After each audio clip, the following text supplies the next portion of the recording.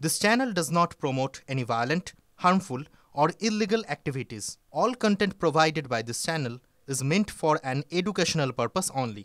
নমস্কার, টিভি 9 বাংলায় আপনাদের আরো একবার স্বাগত জানাই। দুপুরের সুপার প্রাইম টাইমে স্টুডিওতে আমি শুভজিৎ রয়েছি আপনাদের সঙ্গে। আমার সঙ্গে রয়েছেন তন্নিষ্ঠা এবং এই মুহূর্তে আমাদের সঙ্গে নিউজ রুম থেকে আমার সহকর্মী লিমা রয়েছেন এবং নিউজ ডেস্ক থেকে রয়েছেন সম্প্রীতি।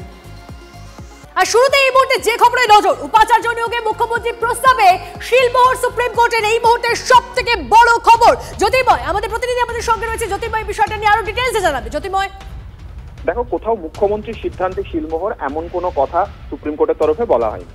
যে বিষয়টি আজকে স্পষ্ট করে জানানো হয়েছে যে 15টি বিশ্ববিদ্যালয়ের উপাচার্য নিয়োগের ক্ষেত্রে বিচারপতি ইউ ললিতের নেতৃত্বাধীন সিলেকশন কমিটি তারা চূড়ান্ত সিদ্ধান্ত নেবেন।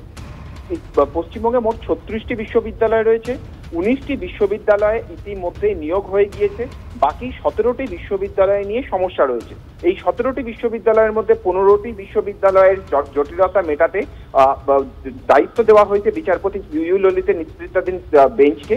অপর দিক থেকে যেটা গুরুত্বপূর্ণ বিষয় তা হচ্ছে যে রবীন্দ্রভারতী বিশ্ববিদ্যালয়ের ক্ষেত্রে সোনালী চক্রবর্তী বন্দ্যোপাধ্যায় তার নাম এক্ষেত্রে চূড়ান্ত করা হয়েছে এবং কোচবিহার বিশ্ববিদ্যালয়ের ক্ষেত্রে মুখ্যমন্ত্রী চিহ্নিত অর্ডার অফ প্রেফারেন্সের তালিকায় থাকা 1 নম্বর যিনি প্রার্থী তাকে এক্ষেত্রে চিহ্নিত করা হয়েছে। এক্ষেত্রে মুখ্যমন্ত্রীর সিদ্ধান্তে শিলমোহর কেন বলা যাবে না, তার কারণ এটা ঐক্যমত্যের ভিত্তিতে হয়েছে। মুখ্যমন্ত্রী যে সিদ্ধান্ত নিয়েছেন পরবর্তী ক্ষেত্রে তা চ্যান্সেলর হিসেবে গভর্নরের কাছে গিয়েছে, গভর্নরও সেই একই নাম অ্যাপ্রুভ করেছেন এবং এই যৌথ তালিকা পরবর্তী ক্ষেত্রে খতিয়ে দেখেছেন বিচারপতি ইউ ললিতের নেতৃত্বাধীন সার্চ কমিটি এবং তার পরবর্তী ক্ষেত্রেই এই সিদ্ধান্ত গৃহীত হয়েছে।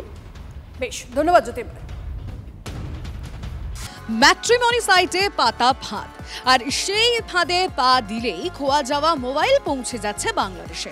পার্কস্ট্রিট থেকে সেরকমই এক বাংলাদেশিকে যে এই সমস্ত চোরাই মোবাইলের ব্যবসা করেছে দীর্ঘদিন ধরে এবং বাংলাদেশে সেই সমস্ত ফোন পাঠাচ্ছে তাকে গ্রেফতার করেছে পুলিশ।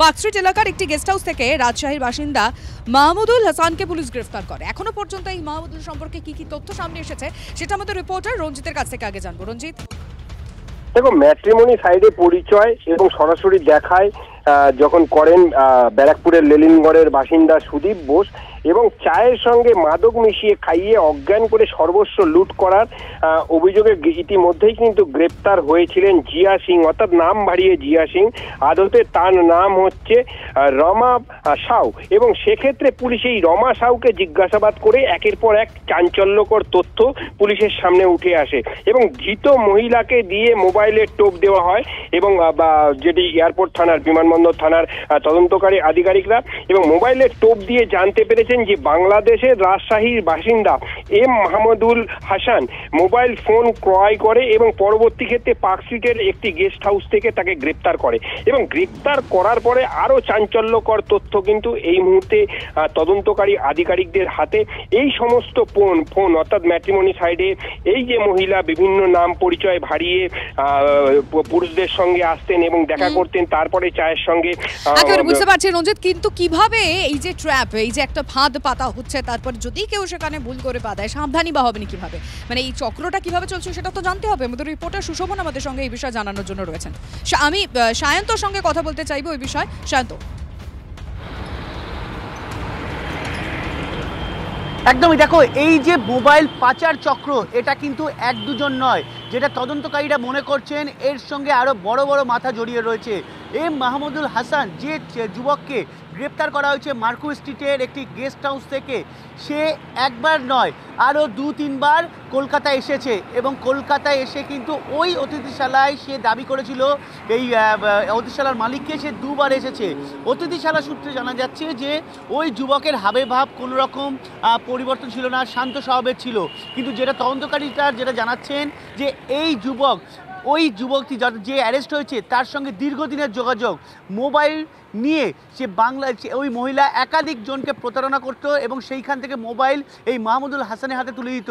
মাহমুদুল হাসান চাঁদনি চক বা এই সেন্ট্রাল এরিয়ায় যে মোবাইলের বিভিন্ন দোকান রয়েছে, যেগুলো ফুটপাতে বিভিন্ন মোবাইল সারাইয়ের দোকান, সেখানে কারো না কারোর সঙ্গে যোগাযোগ ছিল।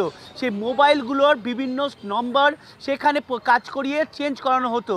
এই চক্রের সঙ্গে কিন্তু স্থানীয় কলকাতারও বেশ কয়েকজন যুক্ত রয়েছে বলে তদন্তকারীরা মনে করছেন এবং সেই নাম্বার চেঞ্জ করার পর কিন্তু ওই মোবাইলগুলো সে বাংলাদেশে নিয়ে যেত বা বাংলাদেশের সীমান্ত দিয়ে বিভিন্নভাবে পাচার করত। সেই মোবাইলগুলোই আবার বিভিন্ন অন্যান্য কাজে, বিভিন্ন অপরাধমূলক কাজকর্মে ব্যবহার করা হতো বলে তদন্তকারীরা মনে বেশ বুঝতে করছেন। পারছি, তুমি নজর রাখো শান্ত, ধন্যবাদ। আমি জানতাম না যে এগুলো চুরির ফোন। তাহলে নিলে কি করে? তুমি জানতে না যখন আননোন ব্যক্তির কাছ থেকে নিয়ে নিচ্ছ মোবাইল? পুরাতন মোবাইল ফোন ওয়েলএক্স থেকে নিয়েছিলাম। পুরাতন মোবাইল ভেবে নিয়েছিলে? আর মোবাইল দিয়ে কি করতে তোমরা? না কিছুই না, বাংলাদেশে নিয়ে গিয়ে কি করতে? বাংলাদেশে নিয়ে ইউজ করার জন্য নিয়েছি। ইউজ করার অনেক মোবাইল নিয়েছো? এর আগে অনেক মোবাইল নিই নাই, ওই দেখা যাচ্ছে মোবাইলটা একবারে একটার বেশি নেওয়াও যায় না, মানে ইউজ করার জন্যই নিয়ে যাই। আপনি এই কাজ কতদিন ধরে করেন? হ্যাঁ, এরকম তো অনেকের কাছে অভিযোগ রয়েছে। ঘুমের ট্যাবলেট খাইয়ে দিলেন, ম্যাট্রিমনিতে পরিচয়, ঘুমের ট্যাবলেট খাইয়ে সব কিছু নিয়ে চলে গেলেন। আপনার বাড়িতে তো অনেক ট্যাবলেট উদ্ধার হয়েছে বাড়ি থেকে। না স্যার।